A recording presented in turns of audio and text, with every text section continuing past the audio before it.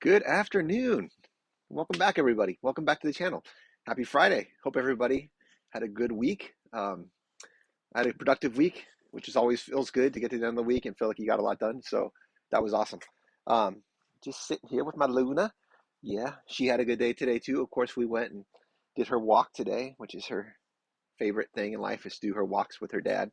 So she's doing good. Hope everybody's got some fun plans for the weekend. I don't know what we're doing. I think it might be pretty quiet, but that's all right. That's all right. So hey, everybody, cheers to another successful week. Whoa, easy there, Tiger. Mm. So I have a fun recipe that I'm looking forward to sharing with you guys today. And I've been kind of thinking about this in my mind. I've been throughout the week. Oh, what am I going to do? And then I kind of had this idea, and then well, let me explain it. So I'm sure some of you at some point in your life, or at least you've heard of it, Carl's Jr. or Hardee's in the South has a burger called like a Western bacon cheeseburger, right? That's what that is.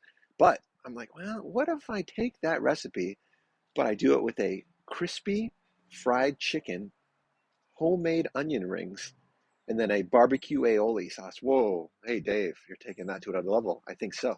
So that's what we're gonna do. We're gonna do a buttermilk fried chicken tenders, buttermilk fried onion rings, do some bacon up, make a little bit of an aioli, a barbecue aioli, which I think will be good to drizzle over the top. Some cheddar cheese on there, and oh, that is a decadent treat. Now you wouldn't want to eat that all the time, but hey, that's what these special Friday recipes are for, right? So when I bring you guys back, I will show you what we're going to work with. Be back in a bit. Well, as you guys can see here, we have got some fun ingredients to work with today to make our Western bacon crispy chicken cheese sandwich as well. Star of the show there is our chicken breast. It's got to be a boneless, skinless chicken breast. What we're going to do there, and I'm actually going to do this off camera, is I'm going to tenderize those. So basically, I've got a tenderizing hammer, some wax paper. I'm going to pound those down just to make them more thinner. I'm going to make them thinner, and then what I'm going to do is I'm going to cut the grain of the chicken runs this way. So I'm going to cut my tenders this way, try to make them as close to the same size as possible. And then I will show you how we get those dredged into the crispy chicken tender mode before they go into that oil. Over there to the left, we've got our bacon, of course, which is going to go in our sandwich. We've got our dredging liquid back there, which is our buttermilk, which is super important. We've got a couple eggs. It's going to get mixed in there as well. Of course, we've got for the final product that we've got our brioche buns. You can see we've got our yellow onion, kind of a larger yellow onion. We're going to dice that up, make some onion rings, homemade onion rings. Back there, we've got two things which both look like flour. Well, actually, that little bowl is cornstarch. Cornstarch really is helpful when you're trying to bread anything. So what it does is it creates a binding agent for both the chicken and the onion. We're going to mix a couple tablespoons of that cornstarch with that flour. That's going to be our dredge as well for the chicken and onions. Back there, we got some panko breadcrumbs. Those are going to go in our onion rings, so that'll be good. Of course, we're going to do, we don't want to cross-contaminate, so the dredging, both the dredging liquid and the flour for the chicken and onions will be completely separate so that we don't end up doing that. Of course, we've got some peanut oil. I like to do my frying in peanut oil. That'll be what that's for. Variety of spices. You guys may recall from past videos, I like the Kent Rollins Mesquite uh, spice, which is going to go in my dredging flour for both the onion rings and chicken. Creates a really good spice for this dish. Over here, we've got some oregano, which is going to go, and paprika as well into that dredging flour. For our barbecue aioli, well, I don't know if you guys can see it. Well, it's hiding back there, but we've got a little bit of mayonnaise. We've got some barbecue sauce, apple cider vinegar, a little bit of honey. We're going to mix that all together. That's going to make a wonderful sauce for our sandwich. And of course, we got some cheddar cheese down there, which we're going to melt and layer that over the top. So, as you can see, we've got some fun ingredients. I've got a lot to show you guys tonight. So when I bring you guys back, I will show you how we're going to get that chicken ready. Be back in a bit. Okay, guys, we are back, and we are going to prep our chicken and get that all dredged up. So first steps here, I mentioned earlier we have the cornstarch here, and that helps as a binder. So I've got my regular flour, so we're going to mix about 2 tablespoons of that in there. All right, we'll get that out of the way. And then we will get our mesquite seasoning, get some of that down on there, the flour and the cornstarch. And we've got some oregano. Get that in there. That works out pretty well in there. It's a mixture. I didn't mention this earlier as one of the ingredients, but did not forget once we needed it. The granulated garlic is going to go in there as well. And then our paprika, a little bit of that. Okay. And I should have mentioned that the mesquite seasoning actually has a bunch of salt in there, so that'll cover the salt end of that. So let's get that nice and distributed. Okay. Like that. All nice and mixed around.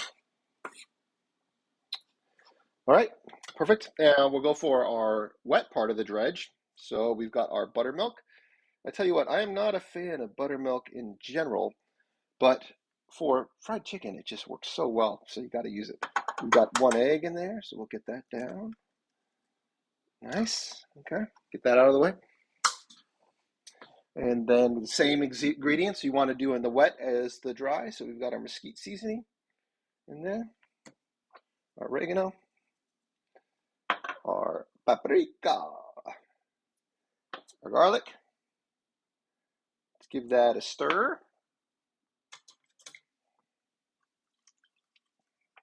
See if I can do that without making a big mess there. There's a couple key things about when you're cooking fried chicken. One, you want, of course, the adherence of all of the flour and cornstarch to stick really well. And then temperature. Temperature is huge. So you want to get that oil to 350 to 375, and you want it to stay there during the course of your whole cook. So it's kind of, you definitely need a thermometer to kind of keep track of that. And so those are kind of the things. And I'll show you another hint here. But that looks pretty well mixed up. Let's give it a little bit more. Now it looks all right. Okay, we'll get that out of the way. So now we've got our chicken tenders. Let's get this fork out of there. Let's just take one here. All right, so we can get one. There we go. Into the swimming pool. All right, so, oh, that looks good. Okay, now he's going to go into that flour. Of course, you want to make sure that's fully covered. And ultimately, he's still a little bit warm, so he's back into that swimming pool. So we're going to do a double dip on those. So we got our first dip, go back for another dip. And what that's going to do is that's going to give you a really, really nice crust on there. After that, here comes one of those tips that I was mentioning earlier. We need to make sure that once we get all this batter on here, that we let this sit for maybe 5-10 minutes and just make sure that all of that batter has a chance to adhere. So that's the example of that. I'm going to continue on with the rest of the chicken tenders. When I bring you guys back, I will show you how we get our onions ready. Be back in a bit. So, as you guys can see, we have got our onion peeled. Whenever I cut onions, if you remove the opposite side and you leave the root part of it, it's a lot easier to deal with it. So whether you're just going to dice it small, dice it big, it keeps it all intact. So just a little hint there. I've already pre-seasoned my flour and egg wash, buttermilk egg wash with the same exact seasonings as before. So if you need to refer back to that, then you can watch that previous segment, but those are the same. Now a little bit different here. We've got our panko breadcrumbs. It's going to give it a nice little crispy texture there. So that's what we're going to do there. Let me show you guys how we're going to do this. So let's go down here. All right, start working with this one. Of course, you want them to stay together, so that one kind of came apart there, but the rest of them are good. We'll start out with our flour here. Get in there, and I can't, even though these are the same dishes that we used previously, I've washed them all with soap after I did my chicken, and the reason why is because you do not want to cross-contaminate. It's no bueno. So we've got a little bit of a flour, cornstarch dredge on there. We'll go right into our egg wash, all right? Nice and covered. And then right into our panko, all right? Of course, we want that to be very, very colored. And the same rules apply as for the chicken. We want to let this batter sit on there for probably, I don't know, let's say 10 minutes before we start frying. So that looks pretty good. Next time I might go for a double dip on that one. Let's go do that. There we go. You want to make sure that those breadcrumbs are all evenly covered on there. So that looks about right. So shake him off, move him over here. All right, and then we'll do one more, show you guys. Right into the flour first, okay? Get a nice coating on there. And the moisture from the onion will keep some of that flour on there, so that's good. Into our wash, okay? And then into our panko, okay? And I might find that we need to do a double egg wash on that panko, which is fine. We're always willing to adapt to whatever we have to do here. So, do that. Get that on there. Oh, that's going to be good. Those are going to be some good onions. Add to our sandwich. So, that looks pretty good. Move him over here. When I bring you guys back, we will start frying some of this up. Be back in a bit. So as you can see, we've got our oil up to temperature here, and that thermometer is super important. We're about 350, about 360 right now. And so you don't want to add too much at one time because it'll drop the oil temperature. So we want to go for maybe 4 tenders at a time, and don't crowd it because you also don't want it to take the batter off for the other ones. So these are going to cook down for about 4 minutes, and we're going to flip those, of course. That's probably enough for this first batch here. And when I bring you guys back, I'll show you what we ended up with. And the nice thing is this is also the same exact temperature we need for those onions. And so once the chicken tenders are done, we're going to throw those onion rings in there. And oh, we are getting close to preparing that sandwich. So hang on, and we'll be back in a bit. So as you can see, our fried chicken has gotten nice and golden brown, and like I said, it's been on there about 3, 4, 5 minutes, something like that. So we're going to take those off and let those start to rest, and then get our onion rings going. Woo! And don't that look tasty? Look at all that breading on there, and nice golden brown color. Those are great. So let's set those aside. We'll get a couple onion rings going. And these are going to cook really fast. Oh, look at those onion rings. And I should say I changed up the order a little bit after that video. What I found was gave a better coating was to go into that egg wash first, into the flour, back into the egg wash, and then into the panko. And I think that gave us a better overall product. So just something to take note of. Once again, I'm going to let these guys go. I'll bring you back, and we'll show you how those golden onion rings turned out. Okay, so we've got our onion rings down now too. You can see they've got a nice golden brown on there. They've been down, like I said, about 3 or 4 minutes. We're gonna set those aside. Oh man, those are gonna be good. Over there, like that. Oh boy. All right. And then when I bring you guys back, I will show you how you're gonna assemble this. Be back in a bit. Okay, now for the prep of this crazy sandwich that we've been working on this evening. All right, what are we going to do? So I mentioned earlier, I thought I was going to do a barbecue aioli. Ultimately, what I decided is I just didn't think that was going to do it. I want to stick to just to this traditional barbecue sauce. I think that's going to work well. So let's start by putting a layer of that on each side there. All right, what next? Well, I'll tell you what's next. We're going to get our chicken going there. Oh boy. So we've got our beautiful golden brown chicken tenders going there. Oh boy, let's go that. Let's get some cheese on that first layer.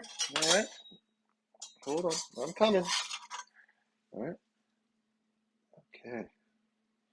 That is the cheddar cheese on there. That worked out pretty good. Okay, now let's get some onion rings going. And man, this is a decadent meal, guys. Like I said before, this is not something you'd want to eat all the time, but for a choice occasion, oh no, whoa, what are you doing now, Dave? Well, we're gonna put some bacon on there too. Oh my God. Okay, well, more cheese, right? Well, you gotta do it. Okay. Okay. Wow. Holy smokes. Okay. There's that. And then, well, what are you gonna do now? Well, we're gonna put a little bit more barbecue sauce drizzle on the top there. All right. Okay. Oh my gosh. Now, we are going to get the top on there. And when I bring you guys back, we're going to go in for that big bite. Be back in a bit. All right, guys, and we are back. Wow, look at this. My gosh. I think a cardiologist might recommend against this kind of thing, but you know, for a special occasion, something fun to do. Here we go. Man, it smells amazing. Looks amazing. Let's see what we ended up with here, huh? Oh my gosh. Mm. Mm.